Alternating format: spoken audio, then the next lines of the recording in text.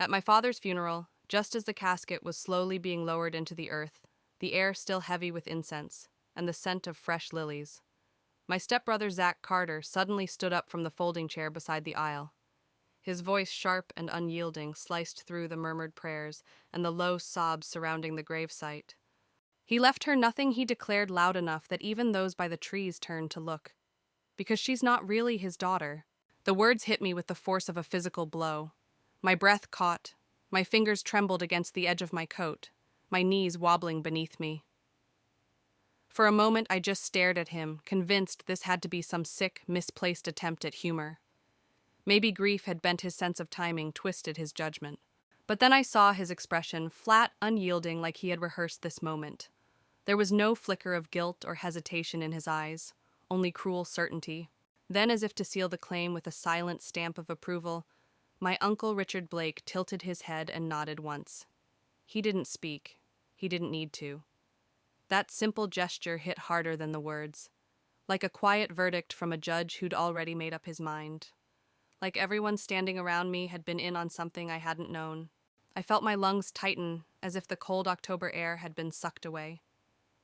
The people gathered around the grave, family friends, old neighbors, colleagues of my father who had watched me grow up, suddenly felt like strangers. My ears rang with silence, a deafening chorus of unspoken judgment. The whispered reactions from the crowd blurred into a haunting static in my head. My mother was long gone, taken by cancer, when I was just 12. And now I'd just watched them bury my father, David Blake, the man who raised me, loved me, protected me. And in the next breath, I was being erased from his legacy by people who shared his last name, but not his heart. I scanned the sea of somber faces, searching, begging for someone to stand up for me, to say, that's not true. But they just looked away, as if I were a ghost lingering at the edge of a story that no longer included me. Some stared at their shoes. Others clutched programs or wiped at dry eyes. I wanted to scream, to yell he was my dad. He held me when I cried. He taught me how to sketch floor plans and where to plant sunflowers so they wouldn't rot from poor drainage. He kissed my forehead before every school project and stayed up until 2 a.m., helping me build a model bridge out of popsicle sticks. But my throat burned and my voice was nowhere to be found. Just when I thought I might crumble onto the damp grass, when it felt like my legs would give out under the weight of being publicly unclaimed, someone moved. From the last row of chairs, a figure stood. A woman I didn't recognize. Her clothes were sharp, a slate gray pencil skirt, a crisp ivory blouse under a wool coat, heels that didn't sink into the grass. Her dark hair was drawn back into a no-nonsense bun, not a strand out of place. She looked like she had come straight from an office meeting, but there was a stillness about her, an authority that settled the air around her. She walked slowly toward the casket, not pausing, not faltering, and then she spoke, clear and steady.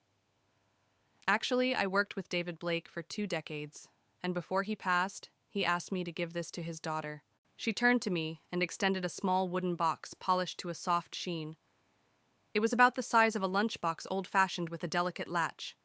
She held it with both hands like something sacred. Every eye turned. The birds had gone silent. Even the wind seemed to pause. I stared at the box, frozen. My pulse pounded so loudly I could hear it in my ears. Zach's face tightened. Uncle Richard's jaw locked. The woman took a step closer. He told me to make sure Samantha got this, she said. If they ever tried to take everything from her. Everything inside me screamed, take it. Grab it now. Because I knew deep down that this wasn't just a token. It wasn't some sentimental afterthought. This was a safeguard. This was my father's last stand, the one he made in silence, knowing exactly what they would do when he was gone. And whatever was inside that box, it changed everything. Everything I thought I knew about my family, about my place in it, about why my dad had seemed so burdened in the last years of his life. I didn't lose him that day. I found out who he really was, and in doing so I found out who I really am. It's strange how a moment meant to bury someone can uncover so much. If any part of this story resonates with you, if you've ever questioned your place, or felt your voice dimmed by the people around you, I invite you to walk this journey with me. Share this story. Subscribe if you want to hear more truths like this. Stories not just about loss, but about reclaiming identity, one buried truth at a time. My name is Samantha Blake. I am 28 years old, and until the moment my father's casket disappeared beneath a blanket of earth and solemn whispers, I believed I knew who I was. I believed I understood where I came from, who I belonged to. But truth, it turns out, has a cruel way of hiding in the folds of certainty, waiting for grief to crack it open. I was raised in a quiet suburb just outside Charlottesville, Virginia, in a modest craftsman house with blue shutters and a wraparound porch that always smelled faintly of cedar and motor oil. It wasn't grand, but it had character nooks and corners that whispered stories, sunlight that always found its way into the living room by 3 o'clock. My father, David Blake, designed it himself. Every beam, every joint in that place had passed through his hands. My mother died when I was 12. Ovarian cancer, sudden, merciless. The kind of disease that doesn't ask permission or offer second chances. After her funeral, the house went quiet in a way that clung to the walls.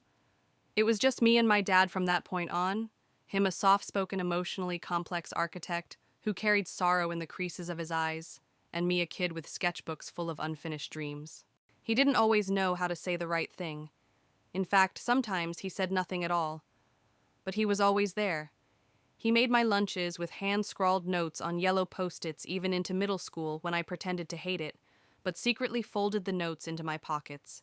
He stood at the back of every school art show, even when all I had was one crooked charcoal sketch hanging off a pushpin. He taught me to hold a measuring tape before he ever let me behind the wheel of a car. That was just who he was, quiet, deliberate, present. He remarried when I was 15. Her name was Victoria Carter Blake. A woman who could command a room without raising her voice, whose heels clicked like punctuation across our wooden floors. She was always impeccably dressed, always smiling with her lips, but never with her eyes. She brought with her a son, Zachary, Zach Carter, a few years older than me, always in starched shirts, and that smug, permanent smirk. He made our home colder just by stepping into it. Victoria never needed to say anything cruel. She made me feel like clutter, like a dusty photo frame from another life she didn't want on display. And Zach. He did what boys like him always do when no one's watching. He belittled, mocked, chipped away. He called me the charity case when my father wasn't around. He made fun of my curls, my art, the way I stood too close to the windows when I daydreamed. I once told my dad about it. His only reply was a weary sigh and a hopeful, "He's adjusting. Give it time." So I did. I gave it years. I left for college, pursued graphic design, got an apartment with mismatched furniture and a ficus that never grew. And yet my dad and I stayed tethered. We had a rhythm, weekly phone calls, late-night emails, sketch exchanges. He'd send me blueprints of homes he dreamed of building. I'd reply with pictures of murals or bizarre sculptures that reminded me of him. There was always that undercurrent of something unspoken between us, a thread that never frayed even when the world around it did. Sometimes during those quiet conversations, he'd say things like, "I wish things had been simpler for you," or "I know I haven't always protected you the way I should have." I never asked him to elaborate. I didn't need an apology. I just needed to know he still saw me, that he still cared. But in the final year of his life, something shifted. He started missing our calls. When we did speak, he sounded distant, his voice laced with hesitation, nervous even. I chalked it up to age, maybe work stress. I figured Victoria was pressuring him into early retirement, or that Zach had stirred up more trouble. I never expected the call that came instead. A heart attack, sudden, peaceful, they said, no suffering. But I knew better. My father had suffered in silence for years. I saw it in the way he moved, slower, wearier, like each step was carrying more than just his own weight. The funeral happened 3 days later. Victoria arranged everything. She didn't ask me about the flowers or the readings or the music. When I offered, she smiled, tight, dismissive, and said, "It's already handled." When I arrived, I searched for my name in the printed program. It wasn't there, not once. Not in the list of family, not in acknowledgments. Just gone, erased.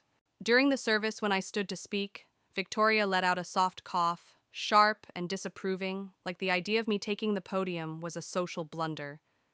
But I spoke anyway.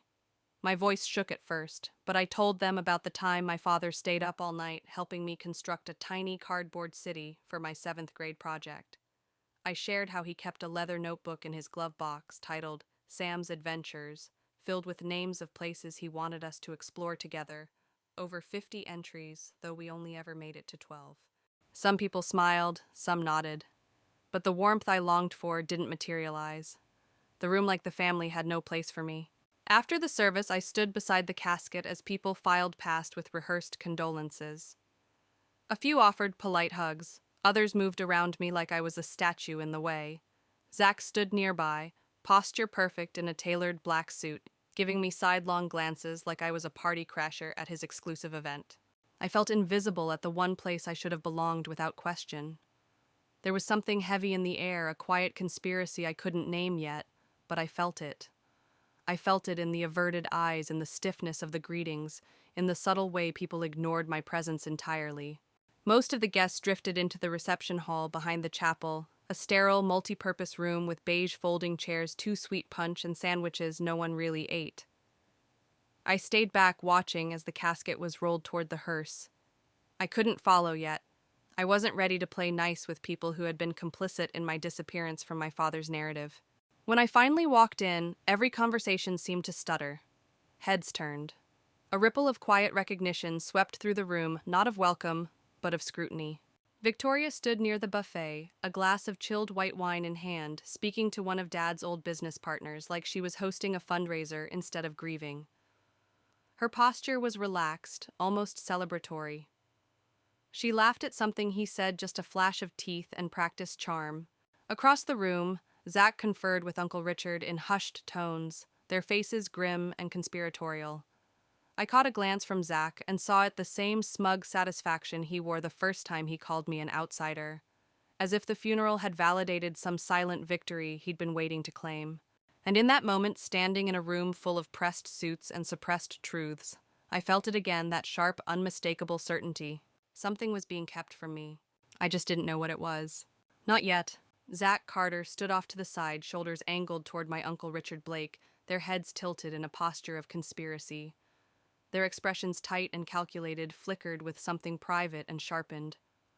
I tried to move past them, quietly aiming for a slice of solitude against the far wall, just a few paces of relief, a corner where I could breathe without being studied, like a stain on fine linen. But I hadn't made it more than 3 steps, when Zach's voice, raised and deliberate, cut through the low hum of clinking plates and half-hearted small talk. "Let's just clear the air, shall we?" The room responded like a creature startled from sleep. Shoulders, stiffened heads, turned conversations stumbled to silence. Some guests froze mid-bite, paper plates suspended like forgotten props. I stopped where I stood, heart snagged mid-beat. "There's been a lot of confusion today." Zach continued, stepping further into the open, like an actor taking his mark, about family, about who belongs and who doesn't. He didn't say my name, he didn't have to. He turned to face me fully, then eyes locking with mine, and delivered the blow with the calm cruelty of someone who'd long rehearsed the line my father left behind a very clear will. "And there's a reason she isn't mentioned. It's because she's not really his daughter." A hush fell that was not quiet, but loaded thick with implication, with collective stillness. The rattle of cutlery stopped. The shallow murmur of background grief fell away. Somewhere near the front, a woman inhaled sharply, her breath catching in her throat like a trapped bird. My vision narrowed. The walls of the room seemed to swell and contract, and the carpet beneath my feet felt suddenly unreliable, as if it might open and swallow me whole. I opened my mouth, desperate to respond, but no words came. My throat clamped shut. I stood motionless, disbelief mingling with shame, rage with heartbreak. Then Richard stepped forward, his nod slow and grave, as if confirming a long-held truth rather than endorsing a lie. "David made things clear to us a long time ago," he said, the words landing like hammer strokes. "The estate goes to Blood family. That was his wish." My hands trembled, the blood in my cheeks, rising hot and thick. I fought for control, for clarity, for the right words, but all that came out was a broken thread of defiance. "I don't know what game you're playing." I managed my voice, brittle and shaking, but he raised me. "I am his daughter." Zach folded his arms, arrogance coiled in his stance. "Raised you, sure," he said with infuriating calm, "but biologically you're not one of us. You never were." He stated it like a weather forecast, indifferent and irrefutable. I glanced around the room, searching for even one face to break the silence, to interject, to protest. But the crowd stood stiff and still, some with eyes averted, others with expressions unreadable, an audience waiting for the next scene, not participants in my defense. My chest tightened. I felt as if I were shrinking, folding into myself, my presence reduced to a question no one wanted to answer. My throat burned with the tears I refused to shed.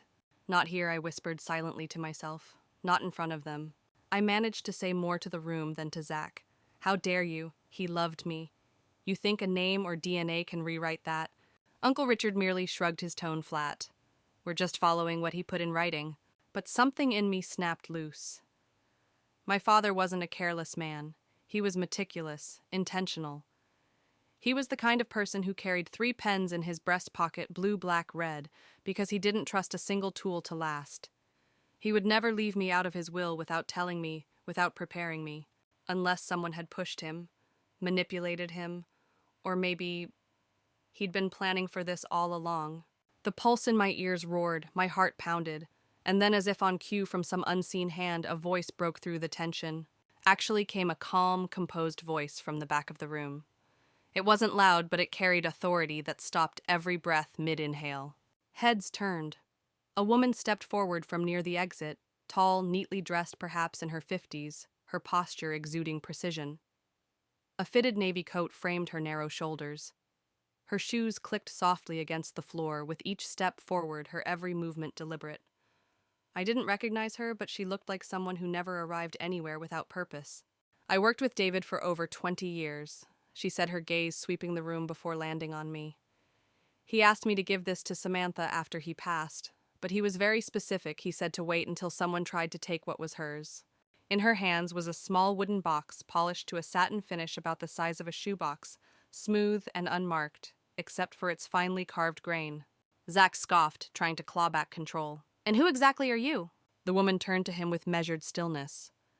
I'm someone he trusted more than either of you. Her eyes found mine again. She stepped forward, extending the box with both hands. He said you'd need this. I stared at it, rooted in place. My heartbeat thundered in my chest. I didn't know what was inside, why he hadn't told me about it, why it had been kept secret. But I knew with bone-deep certainty that this box was meant to protect me. That it was a message my father had prepared when words failed him. He knew this moment was coming. I reached out my fingers, brushing the wood surface. It was cool, solid, crafted with care, exactly the kind of thing my father would have chosen. No lock. Just a single brass latch. I didn't open it right away. A part of me recoiled at the thought of unsealing such a sacred object in front of those who wanted me erased.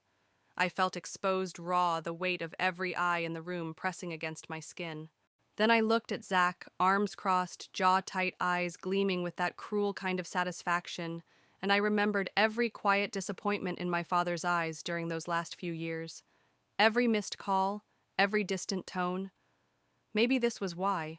Maybe this had been the burden. My gaze drifted to Uncle Richard, this man who once gave me birthday cards with no signature. I saw his lips pressed together as if preparing to argue, but he said nothing. Victoria remained in the background, wine glass in hand, fingers clenched white around its stem. She pretended to glance away, but her posture betrayed the tension that cracked beneath her careful exterior. The woman Maggie Hayes, I would later learn, still stood with the box held out to me. Her voice was low but resolute. He told me to wait for this moment. He was very clear. He knew they'd try to erase you. I took the box from her hands, lifting it gently as though it might break the spell hanging over the room. My fingertips tingled as they traced the latch. I walked toward the front, placed the box on the reception table, and opened it with care. Inside was a sealed envelope thick with folded papers, and a USB flash drive tucked neatly in the corner. Resting on top was a note folded, once my name written across it in the handwriting I'd know anywhere. Clean lines, precise strokes. It was his. With trembling fingers, I unfolded the note resting atop the contents of the box. My name stared up at me in the unmistakable handwriting I had known all my life. Neat, slanted, precise, the kind of lettering you could imagine on blueprints and notepads tucked into glove compartments. And just like that, it felt like my father was in the room again. Samantha, if you're reading this, then they've done exactly what I feared. I hoped this day would never come. I wanted to protect you while I was still alive. I thought I had more time. I'm sorry for not telling you sooner. I just couldn't bear to burden you with the weight of it all before you were ready to carry it. A breath caught in my throat, sudden and sharp, like the first gasp after surfacing from deep water. My hands clenched tighter around the edges of the letter, as if anchoring myself to his words might hold back the flood I could feel building behind my ribs. You are my daughter in every way that truly matters, and yes, in the way they will now try to deny. I want you to know that never doubt it. Inside this envelope is your original birth certificate, not the one they tampered with after your mother died, but the real one. I kept it hidden because I couldn't trust them not with the truth, not with you. I inhaled slowly, trying to steady the rising swirl of disbelief and hope colliding within me. My father hadn't abandoned me. He had shielded me quietly, carefully, perhaps imperfectly, but with purpose. You'll also find the documentation for a private trust I established years ago. Everything I couldn't protect for you openly, I preserved quietly, deliberately for a moment such as this. It's yours because you are mine in every way that counts. I looked up, blinking back tears, trying to make sense of a world that had shifted beneath my feet in a single page. The room remained eerily still. No one moved, as if the walls themselves were holding their breath. With cautious hands, I reached deeper into the envelope and retrieved the birth certificate. It was aged, its paper slightly yellowed at the edges, but well preserved, protected as if it were something sacred. I unfolded it slowly, my heartbeat loud in my ears. There, printed in clear, definitive ink beneath Father's name, was David Blake. The ground didn't give way, but my knees nearly did. I didn't speak, I couldn't. I simply held the document aloft high enough for the room to see. Gasps rippled through the crowd like pebbles disturbing still water. A low murmur traveled across the room, soft, startled. Someone whispered, and that whisper multiplied. Uncle Richard stepped forward, his mouth a thin, unforgiving line. That could be forged, he muttered, the accusation sharp but hollow. Maggie didn't even blink. He gave it to me personally, she said, her voice steel wrapped in velvet. The same day he revised his private will. It was witnessed. It was notarized. I have the legal copies in my possession. You're welcome to challenge it, Richard. But I promise you'll lose. Zach's face had drained of its smug confidence, leaving behind something pale and brittle. He looked like a man watching a castle of cards collapse around him. Victoria turned her back, stiff and silent, gripping her wine glass so tightly her knuckles whitened. I turned to Maggie, voice barely above a whisper. The flash drive. She nodded once. A message. He wanted you to see it. Someone near the reception table, one of my father's former colleagues, I think, pushed forward a laptop without saying a word. I accepted it, placed it on the table beside the box, and slipped in the USB. The screen flickered to life, and there he was. My father, David Blake, seated in his home office, surrounded by the warmth of well-worn books, stacks of sketches, and that old lamp with the crooked shade. His face looked drawn thinner than I remembered, but there was a peace in his expression that I hadn't seen in years. His eyes, always serious, held something deeper now, clarity. Samantha. He said, his voice a low timbre that wrapped around me like an embrace. If you're seeing this, then I failed to protect you while I was alive. But I will not let them erase you now, not without a fight. I know what they think. I know what they'll try to say. But I am your father, not just by blood, but by choice, by love, and by every moment we shared. He paused, the screen frozen for a beat, and in that breath I saw the weight of guilt settle on his shoulders like an old coat. I didn't fight hard enough when they began pulling me away from you. I let fear and regret silence me. But hear me now, I never stopped being your dad. And everything that ever mattered to me, the drawings, the house, this trust, it's all yours. It always was. His eyes lifted, looked straight through the lens, straight through the screen. I want you to stand tall, Sam. You are everything I ever hoped a daughter would be. Then the screen went dark. Silence followed, not awkward, but seismic. No one moved. The weight of truth had landed, and it was undeniable. I wasn't the outsider anymore. I wasn't the forgotten child. I was his daughter, fully, irrevocably, unquestionably. People who moments ago had cast their gazes downward or past me entirely were now leaning in, watching me, as if seeing me for the first time. I closed the laptop softly, reverently, my hand resting on the lid, as though that simple touch might tether me to him one moment longer. Maggie stood beside me, calm and resolute. David didn't want his legacy twisted by those who never understood him. He prepared everything thoroughly. This isn't a technicality, it's his final word. Zach, desperate to reassert control, stepped forward.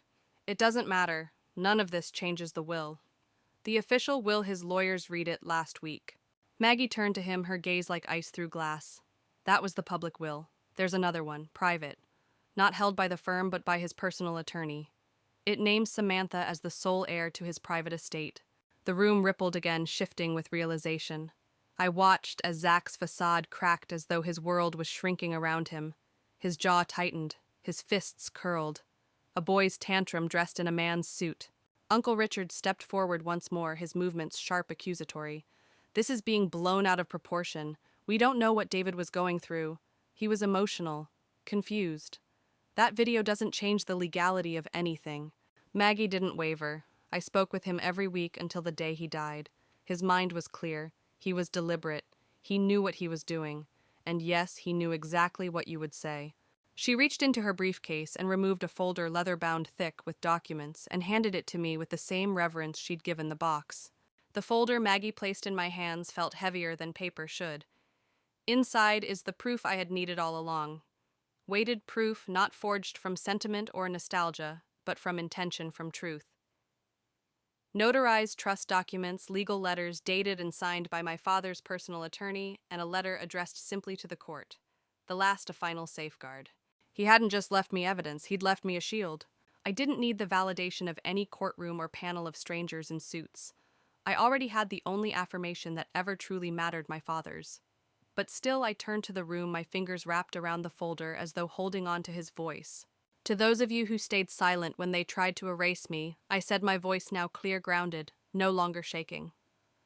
I hope you're finally seeing what silence costs. They had watched Zach question my existence at my father's own funeral. They had watched me be stripped of belonging and no one had stood up. Some shifted now, guilt stirring beneath polished exteriors. A woman I vaguely remembered from my father's office wiped away a tear and gave the smallest of nods. I don't want revenge. I don't need a battle, I continued. I just want what he meant for me to have, what he built for me, what he preserved in secret even when he was afraid. Zach scoffed, arms crossed, chin raised in defiance. You really think this changes anything? You can't fake blood. I turned to him slowly. I don't have to fake anything. The truth is in the ink, in the life he gave me, in the stories only I know. You want what he left behind, I carry who he was. That was when Victoria finally spoke. She had remained at the door the whole time, her expression stony and aloof. But now, her voice cut through the stillness, clipped and cold. I warned him this would happen. I told him his guilt would come back to haunt him. He always let you take up too much space. I stepped toward her, feeling the strength of my father in my spine. He gave me space because he loved me, because I was his daughter. That's not something you could erase, not with silence and not with lies. She didn't respond. She turned and walked out, heels tapping like punctuation against the floor. Zach didn't follow. Uncle Richard stood for a beat, looking around as if hoping to recover some shred of support, then muttered something bitter and disappeared after her. The room began to move again, conversations blooming with new energy. But this time I was not their topic of judgment, I was the point of reflection. The one they had tried to erase had become the one they could not ignore. I stood there with the letter, the trust, the documents, the video, holding not just proof, but the legacy of a father who saw me, who anticipated the battle, and who refused to let me face it unarmed. He hadn't left me behind. He had left me everything. 2 days later, I returned to the house where so many of my memories lived. The legal process had already begun, but Maggie assured me it was just a formality now. My name was on everything that mattered. And yet, I didn't walk in like someone who had inherited a fortune. I walked in like someone coming home, like someone reclaiming a space that had been quietly stolen. The scent was still there, sawdust, lemon oil, and something softer like old books and open windows. I paused in the entryway, running my fingers along the staircase railing, carved by my father's old chisel. Most people wouldn't notice the tiny notches along the grain, but I did. I always had. His fingerprints were everywhere. I saved the study for last. It was exactly as he'd left it. The pencils in perfect rows, the sketches framed and precisely hung. A photo on his desk I hadn't seen in years, me no older than 10 standing with him beside the lake. His arm around my shoulders. That grin, that warmth. I sat in his chair and let myself cry not from grief but from release. No longer silenced, no longer an imposter. For the first time since he passed, I grieved him in peace. Because what he left me wasn't just a trust, it wasn't a title or an inheritance. It was validation. It was a voice. It was the choice to protect me in the way he hadn't always been able to while alive. He knew what Victoria was capable of, what Richard would endorse, what Zach would try to claim. And he didn't let their version of the truth become the final word. He gave me back my name. The weeks that followed became a gentle unraveling of his life. Maggie helped me sort through his papers, letters scribbled in the margins of blueprints, old receipts notes to himself. Each page was another piece of him. In the back of a drawer beneath a stack of invoices, I found the notebook labeled Sam's Adventures. He hadn't written in it since I was in high school, but the last entry, a single-line trip to Italy. Just us. One day. We never made that trip, but now I carry that notebook with me everywhere. A promise, a reminder. Maggie stayed not just as an ally, but as a friend. We still speak weekly. She helped me establish an architecture scholarship in my father's name, one that nurtures young designers, dreamers like him, like me. As for Zach, Victoria, and Richard, I haven't heard from them since the court confirmed the trust. No apologies, no messages. I didn't expect any. They belong to a world where power matters more than people. I've released them. And what I've learned is this: the people who love us don't always protect us the way they should. But the ones who truly love us will find a way to make it right. My father made mistakes. He let silence grow too loud. But in the end, he found his voice. And in doing so, he gave mine back to me. This story was never about a wooden box or a will. It's about identity. It's about what it means to be seen, to be chosen, not for blood, but for belonging. It's about a father who couldn't always say what he felt, but who loved me enough to make sure the world would hear me long after he was gone. And for me, that will always be enough. If this story found a home in your heart, if you've ever felt invisible, discarded, or questioned within your own family, I hope you remember this. Your voice matters, your truth matters, and no one has the right to take that from you. Thank you for listening, for making space for this story. If it resonated, please consider sharing it. Like the video, leave a comment. I'd love to hear your story.